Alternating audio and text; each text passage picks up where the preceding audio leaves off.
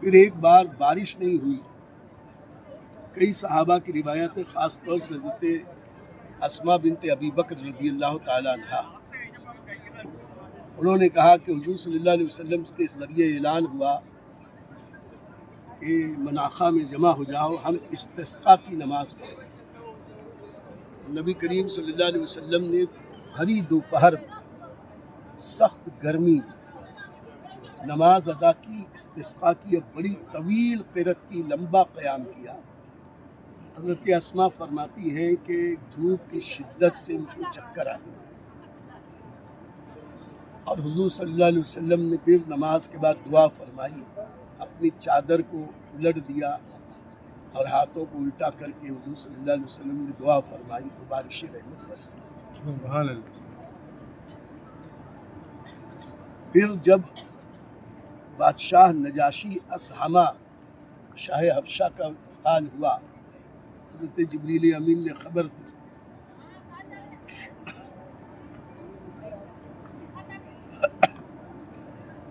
تو نبی کریم صلی اللہ علیہ وسلم نے فرمایا کہ ہمارے بھائی اصحمہ کا انتقال ہو گیا، سب لوگ مناخا پہنچو، ہم ان کی نماز جنازہ پڑھیں گے. آقا علیہ الصلوۃ والتسلیم یہاں تشریف لائے اور وہاں پر حضرت جبریل امین حاضر ہوئے، عرض کرنے لگے، یا رسول اللہ صلی اللہ علیہ وسلم، اگر آپ کہیں تو میں زمین پہ پر ماروں اور یہاں سے حبشہ تک جتنے حجابات ہیں اٹھ جائیں، اونچی زمین دب جائے، لیول میدان ہو اور آپ کو نجاشی کا جنازہ نظر آنے لگے. حضور نے اجازت دی تو یہیں کھڑے کھڑے حضور صلی اللہ علیہ وسلم نے شاہ حبشہ نجاشی یعنی حضرت اصحمہ کا جنازہ مبارکہ کو دیکھا اور نماز ادا فرمائی.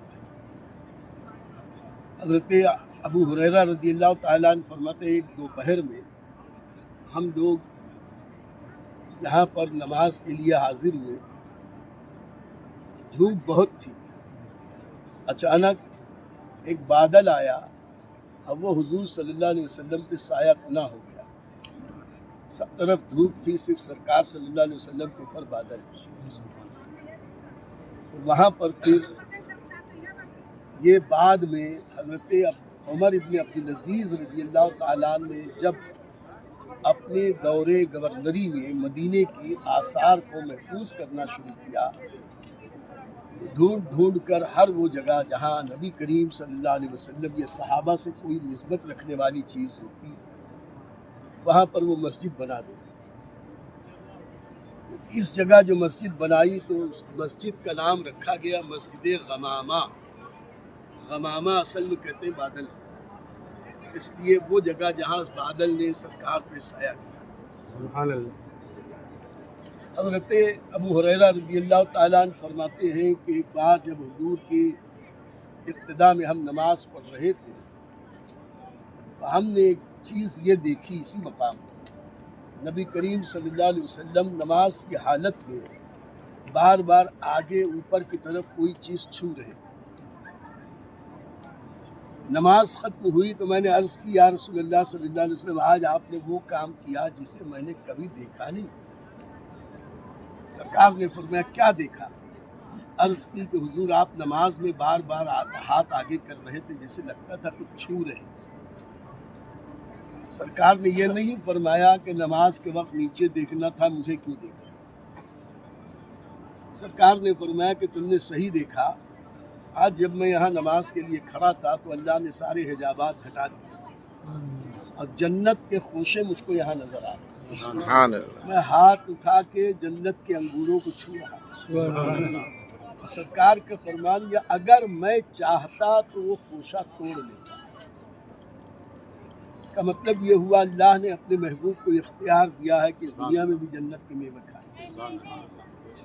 اب کہاں سرکار یہاں کھڑے تھے اور ساتوں آسمان کے اوپر جنت ہے اور جنت میں انگور کا خوشہ ہے، حضور ہاتھ بڑھائیں تو انگور کے خوشے کو 7 آسمانوں کے اوپر چھو لے۔ اس کا مطلب یہی تو ہوا کہ ملکیت اللہ کی ہے، اس نے اپنے محبوب کو عطا فرمایا۔ وہ فرمایا اگر میں وہ انگور کا خوشہ کھول دیتا، توڑ لیتا، قیامت تک تم کھاتے رہتے، یہ ختم نہیں ہے۔ یہ بھی ایک غیب کی خبر ہے جو حضور صلی اللہ علیہ وسلم نے اپنے طور پر عطا فرمائی۔ نبی کریم صلی اللہ تعالیٰ علیہ وسلم نے جب یہ منع فرمایا کہ مناخہ میں کوئی مکان نہ بنائے، تو مناخہ میں مکان بننا بند ہو گیا، بازار بن گیا۔ اور جیسے ہی یہ بازار بنا، اللہ نے اس بازار کو وہ ترقی دی کہ یہودیوں کے تینوں بازار پھیلے اور مدینے کے بزنس پر اہل اسلام کا قبضہ ہو گیا۔ اور ہمیں بھی سبق ملتا ہے کہ ہم مزدوری کرنے کی بجائے تجارت کے وہ اصول اپنائیں کہ ہم اپنی مرضی سے تجارت کر سکیں۔ اللہ قوم مسلم کو عقل عطا فرمائے اور یہ غلامی کی بجائے آقائی کی طرف پیش قدمی کرے۔ یہاں سے لے کہ وہ جو انلاف صاحبہ بلڈنگ ہے یہاں تک یہ پورا مناخہ تھا، آج بھی ہے۔ یعنی یہاں اس وقت بھی منع کیا سرکار نے تو ابھی بھی مکانات نہیں بنے۔ یہ جو پہلی بلڈنگ دکھ رہی ہے، یہ پہلی بلڈنگ دوسری بلڈنگ یا اسی کے بیچ میں اتنی ہی دور میں کہیں اس زمانے میں ایک چنگی یا چیک پوسٹ تھی، بازار کا دیکھ ریکھ کرنے والا محکمہ وہاں بیٹھتا تھا۔ یہ ترکی دور کا، اور مارکیٹ میں جو بھی آتے تھے وہ کچھ نہ کچھ اس میں ٹیکس دیتے تھے۔ اور اس بازار کے تعلق سے حضرت سیدنا امیر المومنین فاروق اعظم رضی اللہ تعالیٰ عنہ کی بہت ساری اہم واقعات بہت سارے ہیں، جبکہ وقت کی تنگی کی وجہ سے میں نہیں بتا پا رہا، ورنہ یہ تو کم از کم مختصر میں سن لو۔ حضرت فاروق اعظم رضی اللہ تعالیٰ عنہ روزانہ پابندی کے ساتھ کوڑا لے کے بازار میں گشت کرتے تھے۔ کبھی فرماتے جو فقیہ ہے وہی تجارت کرے، جو دین کے مسائل جانتا ہے۔ کبھی فرماتے تھے ہمارے اس بازار میں باہر سے آنے والے سستا مال نہیں بیچتے، تو بازار کے ریٹ کو توڑ کے اگر وہ بیچنا چاہیں تو امیر المومنین فاروق اعظم منع کرتے تھے۔ کہتے تھے ہمارے بازار کا جو اصول ہے اس کے مطابق ہمیں بیچنا ہوگا۔ وہ کہتے تھے ہمارا مال ہم چاہے جتنے میں بیچیں۔ فرماتے تھے پھر تمہارا مال تم تمہارے بازار میں لے جاؤ جتنے میں بھی بیچیں۔ یعنی کمپٹیشن میں مارکیٹ کو ایک دم خراب کر کے بزنس کو ستیہ ناش کرنا اسلام یہ نہیں سکھاتا۔ جو ہمارے مالیگاؤں اور بھیونڈی وغیرہ میں وہی سب چلتا ہے۔ اللہ خیر کرے کہ ہمارا دھندا ہو کسی کا نہیں ہو تو اس میں لوگ اتنا سستا بیچتے ہیں کہ قوت خرید سے بھی کم، خرید بھاؤ سے بھی کم بیچتے ہیں۔ فاروق اعظم رضی اللہ تعالیٰ نے یہاں یہ بھی دیکھا کہ گوشت کی ایک دکان تھی، اگر کوئی 3 دن تک مسلسل گوشت خریدتا کچھ نہیں کرتا، چوتھا دن بھی اگر وہ گوشت خریدتا تو اس کو کوڑے سے مارتے۔ کہتے تھے بہت پیسہ ہو گیا، روز گوشت کھائے گا، روز گوشت کھانا ہے اور تو اتنا گوشت کھائے گا، وہ گوشت روزانہ ختم ہو جائے گا، اس کی قیمت گھٹے گی نہیں۔ زیادہ سے زیادہ 3 دن ہفتے میں کھاؤ، اور جب کم کھاؤ گے کم بکے گا تو گوشت کی قیمت کم ہوگی تو غریب غربا خرید کے کھا سکے گا۔ اس کے علاوہ دور دراز کے قافلے والے آتے اور یہاں پہ جب مال بیچتے، وہ بیچارے یہاں کے بازار والے اس دوران اپنا مال روک لیتے، نہیں بیچتے، وہ بیچارے مجبور ہو کے سستے میں بیچتے۔ فاروق اعظم کہتے کہ ہمارے مدینے کے بازار میں کوئی اگر آس لے کے آیا ہے تو اس کو تکلیف نہیں ہونی چاہیے۔ نتیجہ یہ کہ وہ جب آتے فاروق اعظم ان قافلے والوں سے ملتے، کہتے کہ گھبراؤ مت، جب بھاؤ آئے تب بیچنا، جب تک بھاؤ نہیں آئے تو مال جب بیچنا۔ وہ کہتے کہ ہم باہر سے آئے ہیں، جلدی ہے. کہتے کھانے کی فکر مت کرو، کھانا بیت المال سے ہم دیں گے. وہ کہنے لگے کہ چوری وغیرہ کا ڈر ہے. وہ فرماتے تھے کہ اس کی فکر مت کرو، بیت المال یا اسلامی مملکت اس کی خلافت اس کی حفاظت کرے. اس کے لیے فاروق اعظم رضی اللہ تعالیٰ روزانہ اس بازار میں آتے تھے اور پوری رات جاگ کے پہرا دیتے تھے. یہ نہیں فرماتے تھے کہ میرے کو نیند لگی ہے میں چلا. پوری رات پہرا دیتے تھے. اور اس کے لیے ان کے جو سب سے قریبی دوست تھے حضرت عبد الرحمن ابن عوف، وہ سب سے زیادہ پیسے والے تھے صاحب. اتنے پیسے والے تھے کہ ابھی وقت ملا تو بتاؤں گا کہ ان کی ترکے کی جو ملکیت تھی، صدقہ خیرات روز لاکھوں روپیہ خرچ کرتے. لیکن صبح بازار میں آتے تھے تو جب تک وہ کئی ہزار درہم و دینار کا منافع نہیں ہو جاتا تھا ناشتہ نہیں کرتے. اور اتنا صدقہ اور خیرات کرتے، لاکھوں روپیہ روز. پھر بھی ان کے انتقال پر اتنا سونا تھا، کلہاڑی سے کاٹ کاٹ کے ان کی 4 بیویوں میں 12.5% سونا دیا گیا، 8واں حصہ. اور اتنے بڑے سیٹ ہو کے حضرت عبد الرحمن ابن عوف کو کہتے عبد الرحمن چلو قافلہ آیا ہے، ان کی پہرے داری کرو. تو یہ دونوں فاروق اعظم امیر المومنین اور عبد الرحمن ابن عوف رضی اللہ عنہما یہاں رات بھر پہرا دیتے تھے کہ کوئی قافلے والوں کا سامان ادھر ادھر نہ کرے. اور اسی پہ بس نہیں، جب کچھ رات ہو جاتی تو کہتے کہ عبد الرحمن صرف ایسے جاگ کے کیا کریں، چلو ہم نماز پڑھتے. تو پوری رات یہ لوگ نفل پڑھتے رہتے تھے. اور ان کے جاگتے رہنے کی وجہ سے کسی کی ہمت نہیں تھی کہ بازار پہ کوئی طاقت کرے، حملہ کرے. اس کے ساتھ ساتھ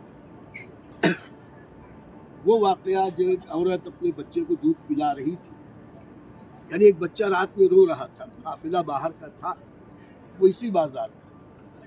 فاروق اعظم نے جا کے کہا بہن ذرا بچہ رو رہا ہے، اس کو چپ کراؤ. بچے کو چپ کرایا. کچھ دیر بعد پھر رونے کی آواز آئی، پھر چپ کرایا. پھر رونے کی آواز آئی، پھر چپ کرایا. حضرت فاروق اعظم نے کہا کہ ایسا کیوں کر رہی ہو، بچے کو چپ کیوں نہیں کراتے؟ کہا کہ اللہ امیر المومنین عمر کا بھلا کرے، اس نے قانون بنایا ہے کہ بچہ جب تک دودھ نہیں چھوڑے گا مال غنیمت سے، بیت المال سے، اس کا وظیفہ جاری نہیں ہوگا. ابھی اس کا وقت دودھ کا ہے، لیکن میں دودھ چھڑا رہی ہوں کہ دودھ چھوٹ جائے تو ہم غریب لوگ ہیں، بیت المال سے ہم کو کچھ وظیفہ مل جائے. فاروق اعظم رضی اللہ تعالیٰ رونے لگے اور صبح مسجد نبوی شریف میں حاضر ہوئے. نماز کے بعد اصحاب شورا کو جمع کر کے کہا کہ میں نے یہ قانون ضرور بنایا تھا، لیکن آج ایسا ہوا کہ عمر کے قانون سے ایک بچے کا دودھ اس کی ماں وقت سے پہلے چھڑائے. کل میں رب کو کیا جواب دوں؟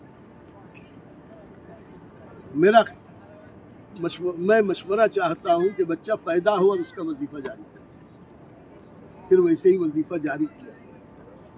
اس کے علاوہ حضرت فاروق اعظم رضی اللہ تعالیٰ جب یہاں آتے تھے، صحابہ میں سے بہت سارے روایت کرتے تھے کہ ان کے اوپر کبھی کبھی صرف ایک لنگی ہوتی تھی، اوپر چادر بھی نہیں ہوتی. ایک لنگی صرف پہن کے وہ بازاروں میں گھومتے تھے، لیکن بیت المال سے اپنی کوئی آرام و آسائش کا سامان نہیں لیتے. یہی وجہ ہے کہ جب ایک قاصد آیا ڈھونڈتے ڈھونڈتے ایک باغ میں گیا تو دیکھا کہ ایک اینٹ کا تکیہ لگا کے مسلمانوں کا امیر صرف ایک لنگی میں درخت کے نیچے آرام کر رہا ہے. اس مناقہ سے بہت ساری اسلامی تاریخ وابستہ ہے، انشاءاللہ ہم پھر کبھی عرض کریں گے. وہاں دیکھیے قبرستان ہے، یہ دور صحابہ ہی سے یہ بہت پرانا قبرستان ہے. یہ جو کریم کلر کی وہ باؤنڈری وال دکھ رہی ہے، اس کے اندر ہے. حضور صلی اللہ علیہ وسلم نے تو یہ مسجد میں نماز پڑھائی عیدین کی 10 سال. اس کے بعد خلافت کا زمانہ آیا حضرت صدیق اکبر کا. انہوں نے عید کی نمازیں، جو عیدین کی نمازیں پڑھانی چاہی، یہ پسند نہیں کیا کہ حضور کے مصلی میں پڑھیں. وہ وہاں سے چند قدم ادھر، یہ دیکھیے یہ سامنے یہاں سے عید کی نماز حضرت صدیق اکبر رضی اللہ تعالیٰ عنہ پڑھاتے، ورنہ اتنی قریب مسجد کی کیا ضرورت تھی، جبکہ یہاں کوئی محلہ بھی نہیں تھا۔ عمر ابن عبدالعزیز نے یہ مسجد بنائی۔ یہ دونوں مسجدیں تعمیر ہے ترکیوں کے دور کی، ابھی صرف مرمت کی گئی، اور پھر